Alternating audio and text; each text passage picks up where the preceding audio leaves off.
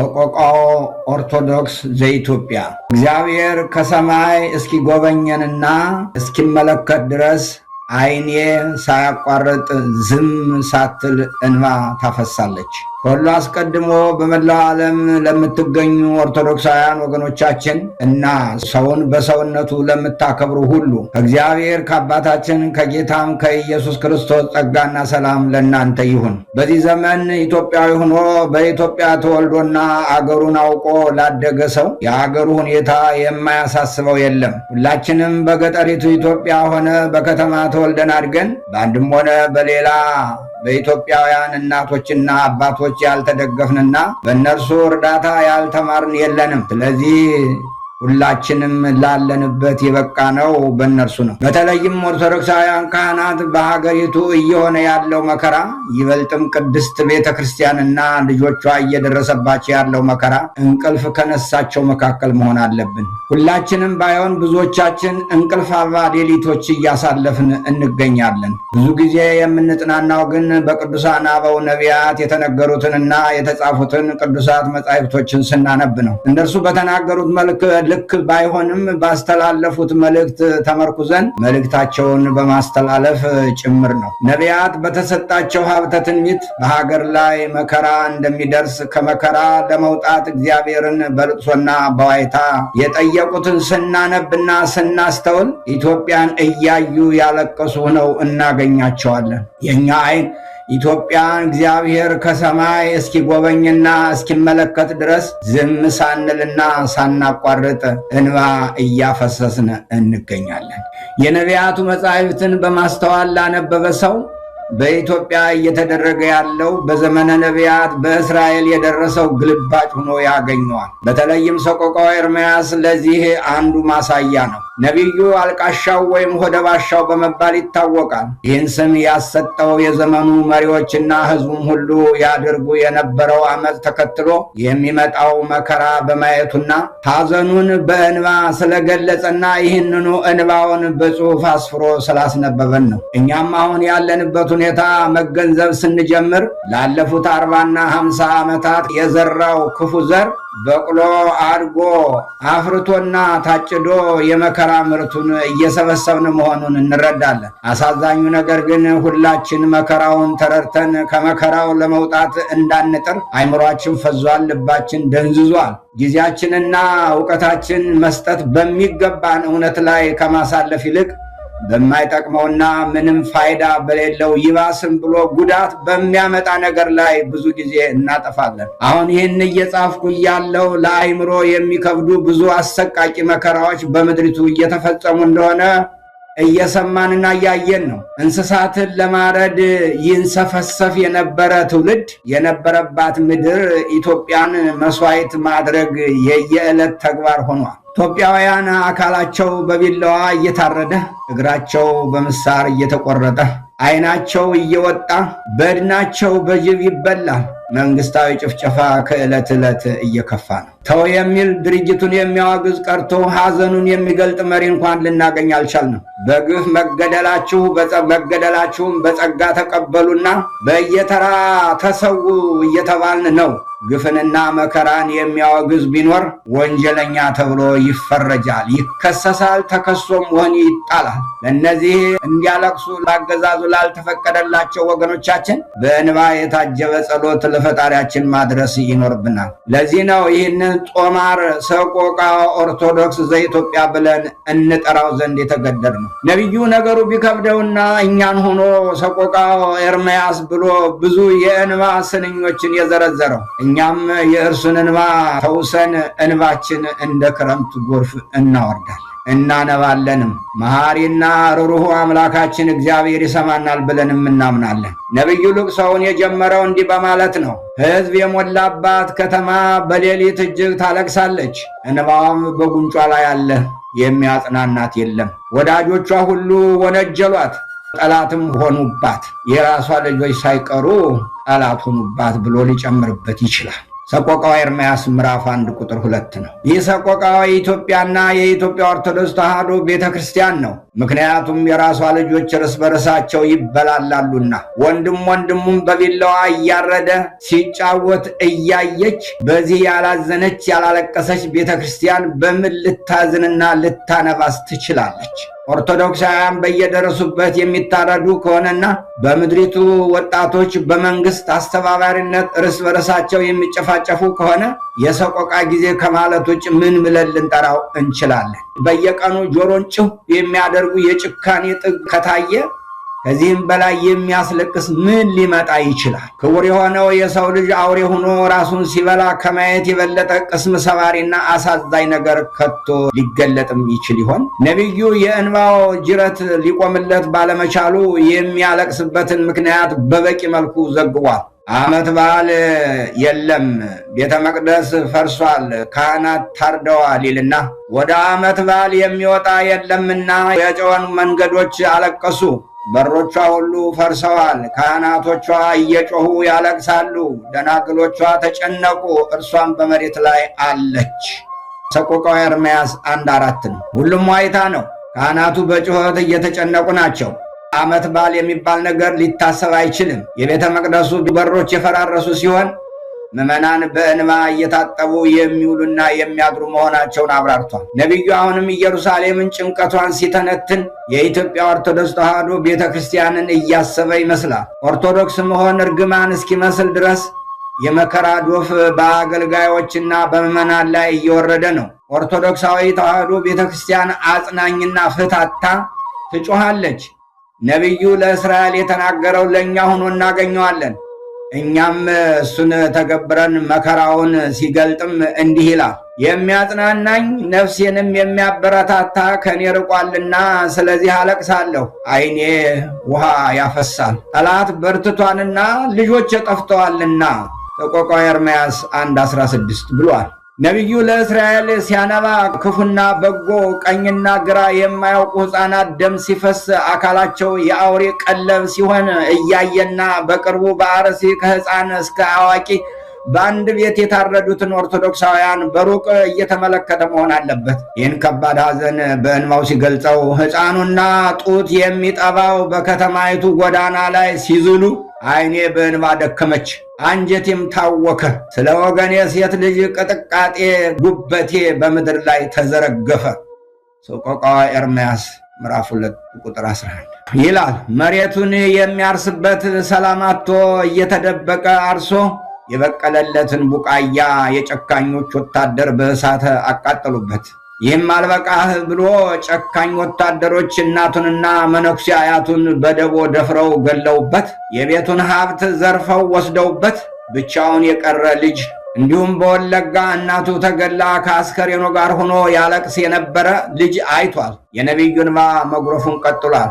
በከተማ ጎዳና እንደተወጋ ሰው በዛሉ ጊዜ ነፍሳቸውን በእናታቸው ብብት በወጣች ጊዜ እናቶቻቸውን እህልና የወይን ጠጅ ወዴት አለ ይሏቸዋል።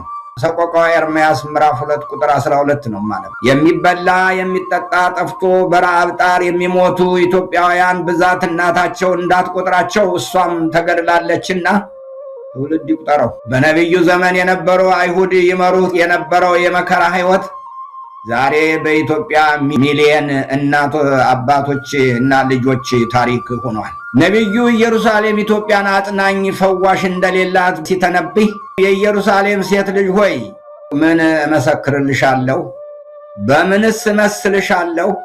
ድንግሊቱ የጽዮን ልጅ ሆይ ኢትዮጵያ ሆይ የኢትዮጵያ ኦርቶዶክስ ተዋሕዶ ቤተክርስቲያን ሆይ አጽናናሽ ዘንድ በምን አስተካክልሻለሁ? ስብራትሽ እንደ ባሕር ታላቅ ነውና የሚፈውስሽ ማን ነው?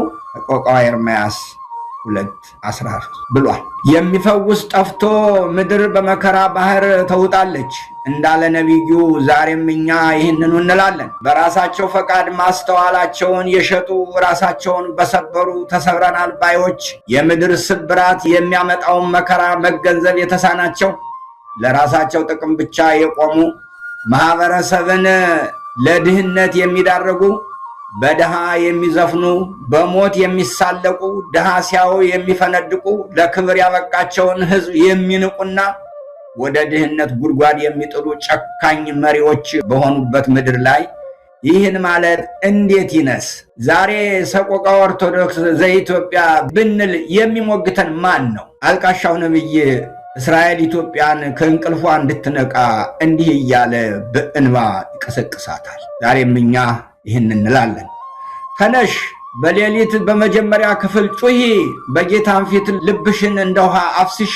በጎዳና ሁሉ ራስ ላይ በራብ ስለደከሙ ስለ ሕፃናትሽ ነፍስ እጆችሽን ወደ እርሱ አንሺ። ለተራቡ ልጆችሽ እጆችሽን አንሺ ወደ ፈጣሪሽ።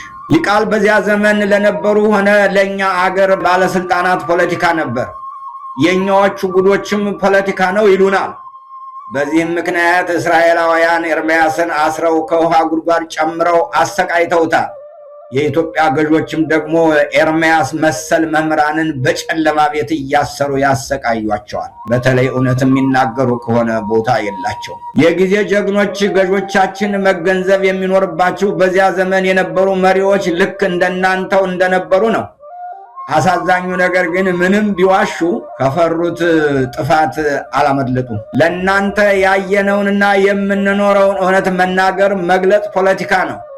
እግዚአብሔር ግን ሁሉን ያያል ይመለከታልም፣ ከዚያም ይፈርዳል። በኤርምያስ ዘመን የነበሩ መሪዎች እናንተን የመሰሉ ስለነበሩ ለኤርምያስ እንባ መልስ በመስጠት ፈንታ ተሳለቁበት፣ ግፋቸውንም አጥንተው ቀጠሉበት። መከረኛው ነቢይ መሳሪያው እንባው ነውና ልቅሶውን አላቆመም። አቤቱ እይ በማን ላይ እንደዚህ እንዳደረክ ተመልከት። በውኑ ሴቶች ፍሬያቸውን ያቀማጠሏቸውን ሕፃናት ይበላሉን?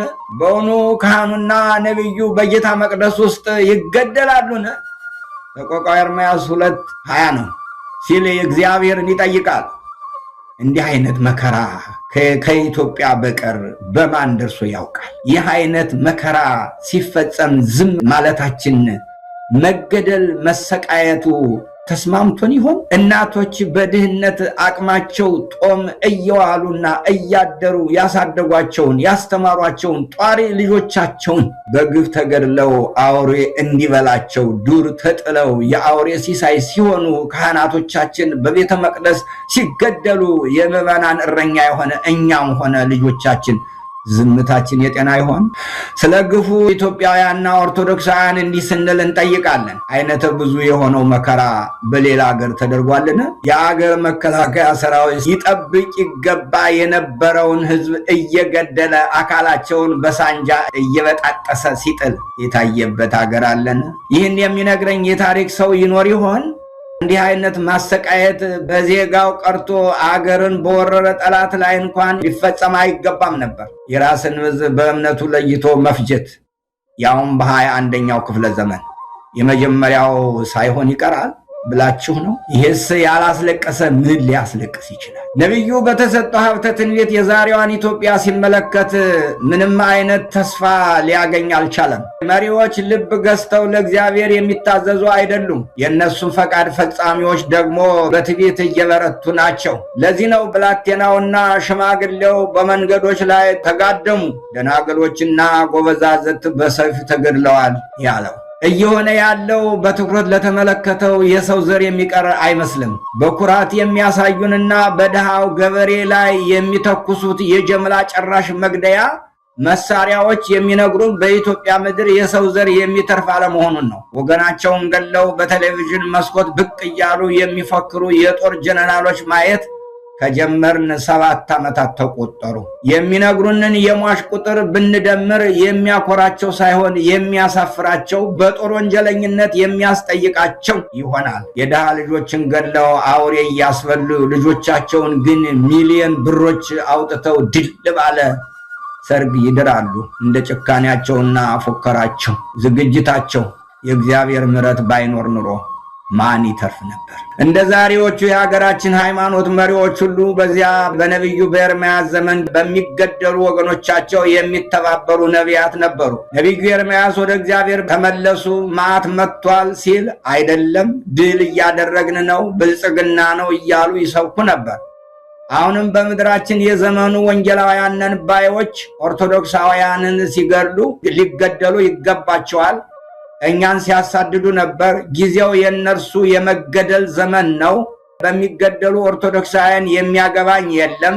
ምክንያቱም ለነርሱ የመታረድ የመሰደድ ዘመን፣ ለኛ ደግሞ የመስፋፋት ዘመን ነው የሚሉ በወንጌል ስም በነፍሰ ገዳይነት የሚተባበሩ አማኝ መሳይ ጨካኞች እያየን ነው። የጭካኔያቸውን መጠን የገለጡበት መንገድ ያስፈራል። ከኦርቶዶክሳውያን አማንያን በቀር ለሰው ልጅ ሁሉ ማዘን ያስፈልጋል የሚል ጨካኝ በዓይናችን በብረቱ እየተመለከትን ነው። ገበሬው እንዳያርስ በድሮን ይገደላል። ነጋዴው እንዳይነግድ መንገድ ከመዘጋቱም በላይ ያልሰራውን እንዲከፍል ይገደዳል። ትምህርት ቤቶች የወታደር ካምፕ፣ ሆስፒታሎች የወታደር ምሽግ ሆነዋል። እስኪ አሁን ኢትዮጵያውያንን ገድሎ ለመጨረስ ከ20 ጊዜ በላይ አዋጅ ታውጇል።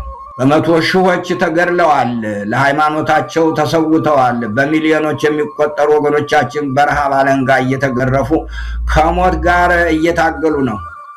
ሌሎች በመፈናቀል ቤት አልባ ሆነዋል። በአንድ ቃል ምድሪቱ ሲኦል ሆናለች። በዚህ መካከል መሪዎቹና አጫፋሪዎቻቸው በከፍታ ማማ ላይ ነን ይሉናል። የሰዎች ጭካኔ የሚገልጥ ቃል መዝገበ ቃላት ውስጥ ማግኘት የሚቻል አይመስለኝም። በዚህ ሁሉ ግን የእግዚአብሔር ምሕረት አለ። የእርሱ ቸርነት ባይኖር ኑሮ እንደነሱ ጭካኔ የሰው ዘርም ባልተረፈ ነበር። ነገር ግን እግዚአብሔር ለዚህ ሕዝብ ዘር ያተርፍ ዘንድ ምሕረቱን አልነፈገንም። አልቃሻው ነቢይ ኤርምያስ በዚያ የመከራ እና የሮሮ ጊዜ የእግዚአብሔርን ምሕረት ተመልክቶ ነበር። ምሕረቱን ሲገልጥ የእግዚአብሔር ምሕረት ባይኖር ኑሮ እንደ ሰዶምና እንደ ገሞራ በሆነ ነበር ብሏል። ሲያክልም ያልጠፋ ነው ከእግዚአብሔር ምሕረት የተነሳ ነው። ርኅራኄው አያልቅምና ማለዳ ማለዳ አዲስ ነው። ታማኝነት ብዙ ነው። ነፍሴ እግዚአብሔር እድል ፈንታዬ ነው፣ ስለዚህ ተስፋ አድርገዋለሁ አለች። በዚህ መልክ የእግዚአብሔርን የማያልቅ ምሕረት ሲገልጡ ለእኛም ተስፋ ይሆነናል። የእግዚአብሔር ምሕረት አለ። ስለዚህ ዓለም በክፉዎች ክፋት ብትያዝም ብትሞላም ክፉዎች የፈለጉትን ያህል አይሄዱም። ቅዱስ መጽሐፍም ታሪክም የሚያስተምሩን ይህንኑ ነው። ታሪክ ከዚህ ሲደርስ ራሱን ሊለውጥ አይችልም። እኛም እንመክራለን። የሀገር መከላከያንን ብላችሁ ራሳችሁን የምትጠሩና በኢትዮጵያውያን ግብር ከፋዮች ገንዘብ ቅምጥል ኑሮ የምትኖሩ ራሳችሁን ጠይቁ። ሰዎች ከሆናችሁ ምን እያደረጋችሁ እንደሆነ ዘወር ብላችሁ ተመልከቱ። ወገናችሁን በመጨፍጨፍ 7 ዓመት ሞላችሁ። ምን አተረፋችሁ? ዘመድስ የላችሁም? ሴቶች እህቶቻችንን በቡድን ስትደፍሩና ስታስደፍሩ አይቀፋችሁም? ሴት ልጅስ የላችሁም? የተወለዳችሁትስ ከሴት አይደለም? ሕሊና የሚባል ነገር አልፈጠረባችሁም? ባለፉት 7 ዓመታት የፈጃችሁት ሕዝብ ቁጠሩት። ምን እያደረጋችሁ ነው? ምንስ አተረፋችሁ? እናንተ ገለን እንጨርሳለን ብትሉ እንኳን መግደል ቀርቶ መኖር የማትችሉበት የፍርድ ጊዜ ይመጣል። ይህን እውነት ልታውቁ ይገባል። ሕዝብን ገላችሁ አትጨርሱም። ወንጀላችሁ በዓለም ላይ ያጋልጣችኋል።